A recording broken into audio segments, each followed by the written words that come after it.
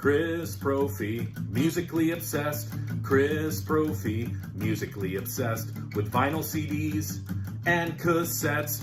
Chris Brophy, musically obsessed. Oh yeah! Greetings from Poughkeepsie. All right, I bought one Record Store Day Black Friday album, but it's a good one. I wanted to share it with you. And that album is the reissue of the Meat Puppets' Forbidden Places. Now, the hype sticker on here says, as I told you, Record Store Day, Black Friday 2023, first time reissued on vinyl, includes a printed inner sleeve with lyrics, boysenberry with black swirl pressing, limited to 2,000 copies. So I'll show you what that boysenberry looks like. But I've always loved that cover. This is probably up there for my favorite Meat Puppets record. This came out originally in 1991 on London Records. It was the Meat Puppets' major label debut. It was their 7th album after they left SST. And by this point, see, for me, I feel like the Meat Puppets got better with every album. And with this album, first of all, the production is great. The playing is awesome. But the big thing for me is I think the singing got better for them.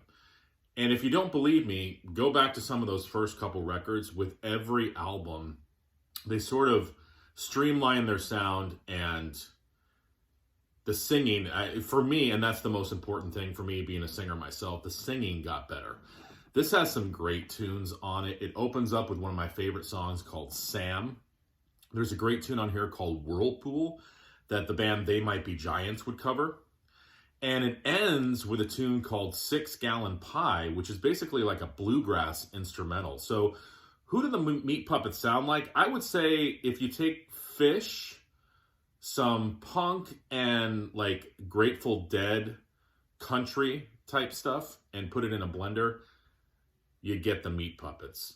Saw them live, not on this tour. A few years ago I saw them live, and they still put on a great show. So let me walk you guys through this album. And it comes with an inner sleeve with lyrics.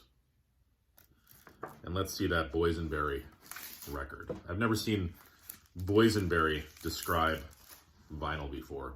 It's probably not going to do it justice, but that's what it looks like. And this is just a great album. And it's 1991. It's sort of like the, grunge scene is here. It's starting to take over. This is the album that preceded their probably most famous album, Too High to Die, that had the hit Backwater on it. It's also pre-Nirvana covering 3 of the Meat Puppets tunes on their Unplugged album, which catapulted Meat Puppets into that next level as well. So this was sort of like the Meat Puppets pot starting to boil, and it would eventually boil over, and then somebody would put all the soup back in the pot because nobody really cares about the Meat Puppets anymore. I do. They've released a lot of great albums after this, but this is probably my favorite. I even like it better than Too High to Die. So let me know what you guys picked up for Record Store Day. Do you like the Meat Puppets? Have you ever heard the Meat Puppets? Do you even care about the Meat Puppets? All right, talk to you later. Bye.